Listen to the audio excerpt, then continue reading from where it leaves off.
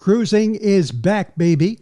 Hence the outfit. Oh, no, I'm not going to be cruising today, but I will be early this summer with Maureen.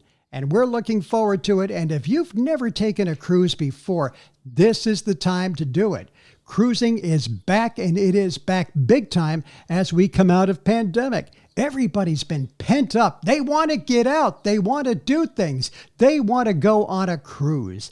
And there's all kinds of great packages. You can get great drink packages, Wi-Fi packages, room upgrades, amenities upgrades. There's an occasional sale that you can take advantage of. And the ships, oh my God, some of these new ships like the Celebrity Edge and the Celebrity Beyond, you gotta see them to believe them. And there's more fantastic ships being built. This podcast that you're about to see was recorded in May of 2020, and it is dedicated to those of you who are thinking about taking that first cruise. So give it a listen. There's a lot of good information there. Don't wait. The cruises are booking fast. Maureen and I hope to see you at the wine bar.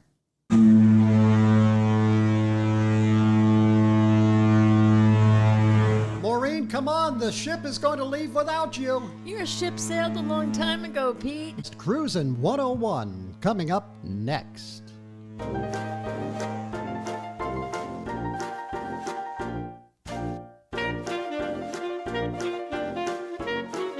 Well, hi, I'm Pete. I'm Maureen. We're talking Cruisin' 101. And this is normally the time of the year where you start thinking about planning your vacation.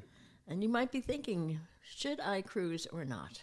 I think one of the things that we would like to bust is a myth that a lot of people have, and that is that cruising is very expensive. I think that goes back to the old times of, like the Titanic, when there were classes of passengers, and when you saw like the Love Boat with all these rich people going on these Love Boat going on soon vacation. We'll be making another run. Oh. So I think that contributed to it, but we were pleasantly surprised when we started investigating. Now, there are cruise lines out there where you can spend yourself blind. There are really very high-end luxury cruises, but there are a lot of cruises out there that the average working Joe like us can afford to do. And we had that in our heads too, that cruising, that's only for the well-heeled, that's only for the wealthy. No, we were pleasantly surprised. I just regret that it took us so long to figure that out. Or maybe we would have been cruising a long time ago. I don't know. Of course, back in those days, we really didn't have the money to do the cruising. Regardless. Yeah. But anyway, I think going back to the original question, should you cruise?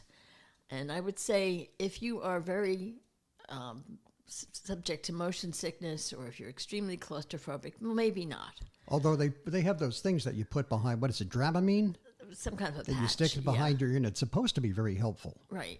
But I mean, I'm talking about severe. Yeah. If you're a little queasy, I think it's worth a shot to do the patch. But if you've got really severe problems, then maybe it's not. But for everybody else, I think you might be pleasantly surprised that it's a wonderful experience. Well, what if you're claustrophobic, though? Because some of the cabins are a little small, and some of the cabins, you have different cabin levels that determines the price of your ticket. So you could have a room that has no windows in it at all. And if you're a little on the claustrophobic side, you might not like that. You might want to opt for something that has a window or a balcony like we like to do. If you're extremely claustrophobic, you probably don't want to be on the boat where you feel like you can't get off. Yeah. So, those are the two caveats, I would say. But, what we did our first time around was we didn't know if we were going to be seasick or if we were going to like it or not. So we booked a very short cruise. We did one to Canada.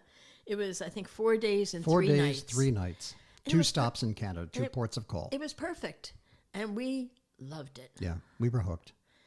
I would say, though, if you are first-time cruisers, it pays to do your research ahead of time, to look at the cruises, look at what the ports are, look at the reviews, but don't believe everything you read. Pete and I had the experience. We went on one cruise, Cruise Monkey is where we saw the reviews. and we had a great time. We had a wonderful cruise. It was one of our It was most fun. it was the first one, I think. No, it wasn't. It was one of the later ones, but it was one of the best cruises we were on. We had the best time, and we had a great crew. People were friendly. The entertainment was great. We would have given it 5 stars and more. And we go on Cruise Monkey, and we look at people that were on the very same cruise that we were, the exact same sailing. Because they mentioned the dates. Right. And they panned it. They The hated worst thing it. I've ever in my life. And I we're like, hated it. What? Yeah. The two of us are reading this, and we're like, "Are you sure that they were on the same boat that we were on?" So, read it with your brain, Yeah. and what I would say is when you're doing the research, don't rely so much on the reviews.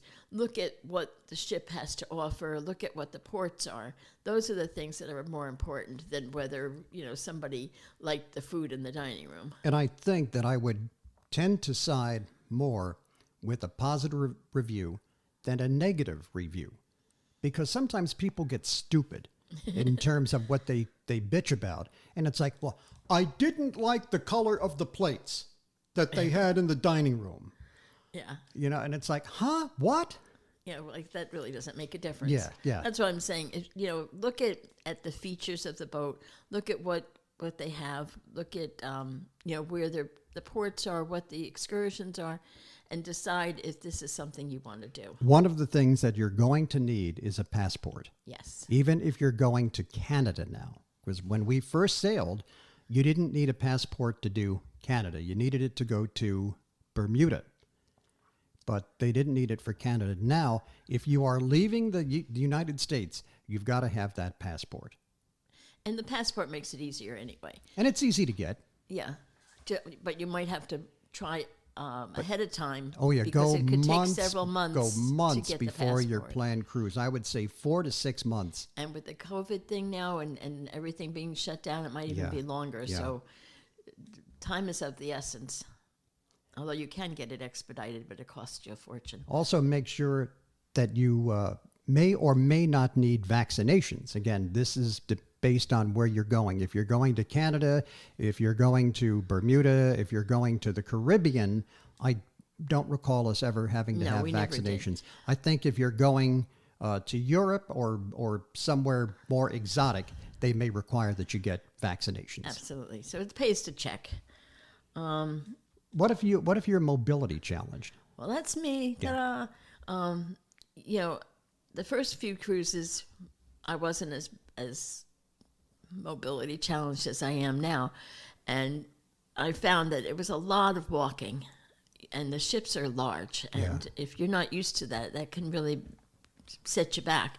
So about 2 cruises ago, someone had mentioned to me that you can rent a scooter. I didn't know that. Now, we found a company called Mobility at Sea. And there are others, but that one was one we used, and it was very good. And it was wonderful. You set it up online ahead of time, and they deliver the scooter to your stateroom. And when you check in, it's there. It's there waiting for you. And and at the end of this cruise, you leave it at your stateroom, and they come and pick it up. It was no sweat. Easy. And I was able to enjoy more of the cruise because I wasn't saying, I don't want to walk all the way down to the other end of the boat for this. Let alone try to do excursions where Right. you're walking. Right. So it was really a godsend. And I think we only spent, correct me if I'm wrong on this, I think it was about $150, right? To have the scooter for you for a week? I think it was a little more than that. I think Yeah. it was like $250. What was it? Yeah. Okay. But regardless, it was worth every penny. And after that experience, we wound up buying a scooter of our own, so we had it. Yeah. And Probably the best money that we've... So we don't use it a lot. no, I only use it when I'm going to be walking a lot. Yeah. And on a cruise, these things, you can take them apart. Ours breaks down into, I think, 3 pieces, 2 or 3 sections. You load it into your car. You might even be able to get it to fit in your trunk. If you've got an SUV, you're good. But you might even be able to get it into the trunk of your car, and you bring it with you, and you assemble it. It takes just a couple of minutes to assemble it, and you're good to go. So definitely recommend that. And they let us keep it actually in the hallway, and our room steward would sometimes take it at night and go and charge up the battery for us, and then bring it back in the morning. We would go to the dining room for dinner, and we would leave it there, and one of the wait staff would ride it back to his storage area so that it wasn't blocking any of the aisles, because the restaurants in the ships are, I mean, there's constant movement in those aisles, people walking with big plates of, 8-10 dishes on them. I don't know how they do it. So they would take the scooter to the back, and when we were ready to leave, they would bring it right out to our table again. And the only thing I would say is find out the width of the doors, because if you are going to bring it into your stateroom, some of them are tighter than others, and depending on the width of your scooter, you may or may not be able to. Yeah, our travel agent did that for us. Yes. On the last cruise. She actually called the cruise line and said, I have people that are going to be using a scooter. What are the widths of your stateroom doors? And they knew. They did. They knew right there. They had the information, and they said, okay, this is what you need to get. So that definitely worth doing. Now, if you're thinking about an activity or an excursion that you absolutely must do to be happy, then it's a good idea for you to book ahead so you don't get closed out. Right. Because some of them fill up pretty fast. Because they do. But don't be pressured. Like if you're kind of flexible and you're like, gee, that sounds like it might be a good thing, don't feel pressured that you have to book ahead of time or you're going to get closed out, because a lot of times you won't. And, we found that sometimes once we're on the boat, you're talking to other passengers who have done these trips before, and they can kind of give you the lowdown on what was worth it and what wasn't. Yeah, they'll tell you, this was a great excursion, or nah, this one was a waste of money. And they also, most of the cruise lines will do a presentation in their theater on the different excursions, and they've got pictures and they've got a Q&A. So by waiting till you're on the boat to book is not necessarily a bad thing. Just remember that the cruise lines do make money on these excursions, so there is a little bit of a push for you to book, and they like it if you can book before your cruise starts, but it's okay. If you're on the cruise, chances are, I would say 8 times out of 10, you're going to get on the excursion that you want anyway. Right. So we have found that our best deals came from using a travel agent. Because they can get packages that you can't. Right. We have AAA, but I think, there's a multitude of travel agencies and travel, help online that you can go to. And again, people think, oh, it's going to cost you more. It actually costs us less. And they can give you upgrades that you may not be able to get just by booking directly yourself, because the cruise lines, as an incentive to have the travel agents book with them, will offer them, well, for your customers, we will give you $250 of ship credit, or we will give you a cabin upgrade for every person that you book. So it really is a good deal. On the day that you're embarking, the day that you're getting on the boat, it's a good idea to bring a carry-on with you with your necessities. By all means, don't leave your passport in your luggage, because now you're going to have a problem. We've seen that happen. You will need that to get on the ship. No passport, no ship. And we've seen that happen where somebody was like, they packed everything on their luggage, and when you arrive at the port, your luggage is the first thing that they take. So the luggage is gone. It's getting ready to go on the boat even before you get in there.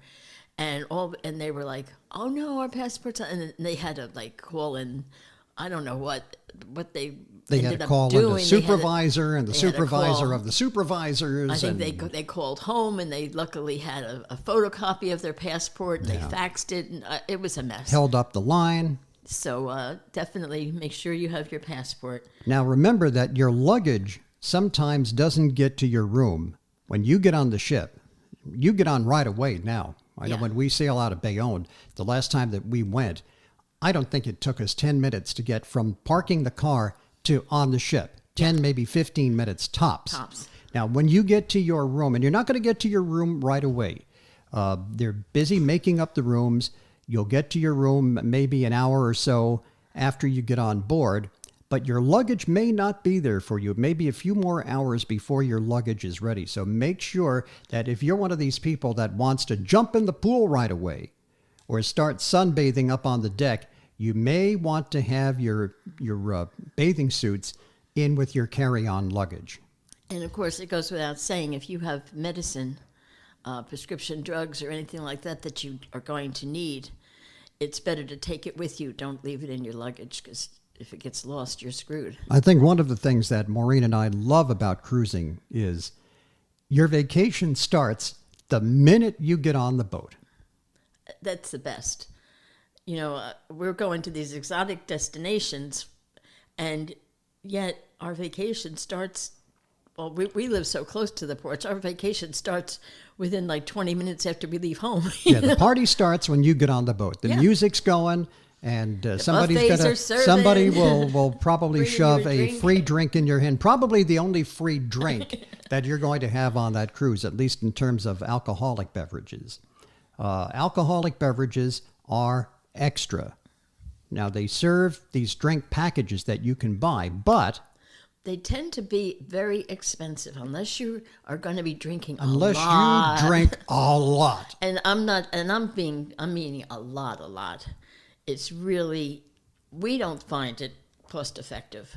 Maybe No. you will, but and the other thing with the drink packages that you have to be cautious of is it's not every drink. It may cover beer and wine. It may cover some mixed drinks.